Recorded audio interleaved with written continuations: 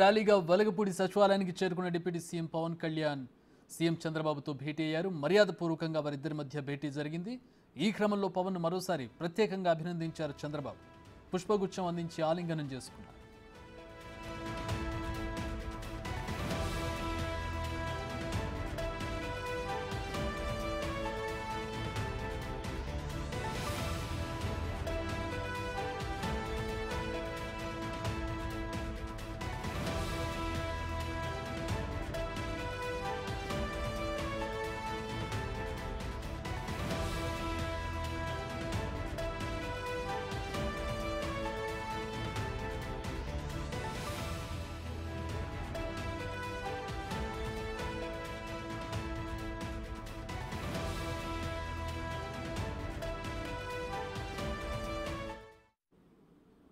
అంతకుముందు అమరావతిలో రాజధాని గ్రామాల రైతులు పవన్కు పూలబాట పరిచారు. టన్నుల కొద్దీ పూలు జల్లుతూ సచివాలయంలోకి స్వాగతం పలికారు.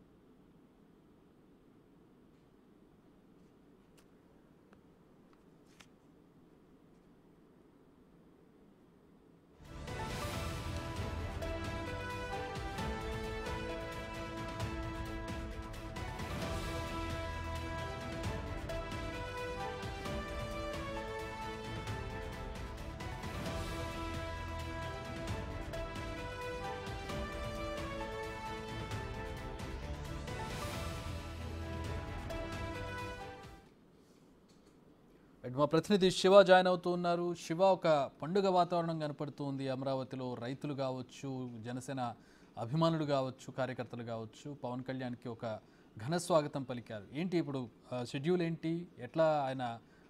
ఎట్లాంటి మీటింగ్ జరిగింది పవన్ కళ్యాణ్కి చంద్రబాబుకి మధ్య? చక్రి మొత్తం మీద చూసుకుంటే మనం ఆంధ్రప్రదేశ్ సచివాలయం బ్లాక్ నెంబర్ 1లో ఉన్నాం. ప్రస్తుతం పవన్ కళ్యాణ్ చంద్రబాబు వీరి మధ్య కూడా భేటీ లోపలే కొనసాగుతూ ఉంది.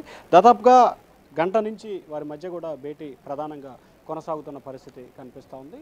అయితే మొదటిసారిగా సచివాలయానికి వచ్చిన పవన్ కళ్యాణ్, జనసేన అధినేత పవన్ కళ్యాణ్కి చంద్రబాబు సీట్లో నుంచి లేసొచ్చి మరి అపూర్వమైన స్వాగతం కూడా పలికారు. సో ఆయన స్వాగతం పలికిన తర్వాత లోపలికి వెళ్ళి ఏదైతే ఆంధ్రప్రదేశ్ చిహ్నం ఉందో ఆ చిహ్న విలువని, విశ్వసనీయతని మీరు కాపాడారని చెప్పి కూడా పవన్ కళ్యాణ్ చంద్రబాబుని కొనియాడిన పరిస్థితి. అలాగే చంద్రబాబు కూడా ప్రత్యేకంగా ధన్యవాదాలు తెలిపారు. సో ఓవరాల్గా చంద్రబాబుతో నాదెండ్ల మనోహర్, అలాగే మంత్రి దుర్గేష్ వీరిద్దరితో పాటు పవన్ కళ్యాణ్ ముగ్గురు కూడా ప్రస్తుతం ఆయన ఛాంబర్లో భేటీ కొనసాగుతూ ఉంది. ప్రధానంగా చూసుకుంటే ఆంధ్రప్రదేశ్లో త్వరలో భర్తీ చేయబోతున్న నామినేటెడ్ పోస్టులకు సంబంధించి కూడా వీరి మధ్య ప్రధానంగా చర్చకు వచ్చినట్లు కూడా తెలుస్తూ ఉంది. సో ప్రధానంగా అనేక అంశాలకు సంబంధించి కూడా వీరి మధ్య చర్చకు వచ్చింది.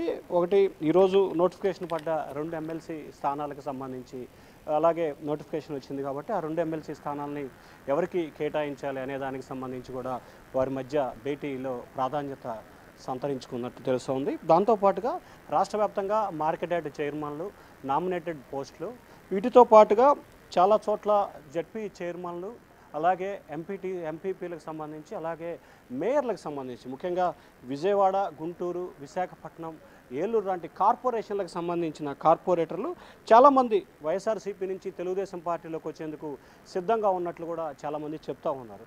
సో వీటికి సంబంధించి ఆ పార్టీలోకి వారిని చేర్చుకోవాలా, లేకపోతే రాష్ట్ర వ్యాప్తంగా ఉన్న స్థానిక సంస్థల ఎమ్మెల్సీలు, అదే ఎంపీటీసీలు, జడ్పీటీసీలు, మేయర్ల పదవులు మొత్తాన్ని రద్దు చేసి ఒకేసారి ఎన్నికలకు వెళ్ళాలా అనే ఆలోచన కూడా ప్రస్తుతం చేస్తున్నట్లు తెలుస్తూ ఉంది.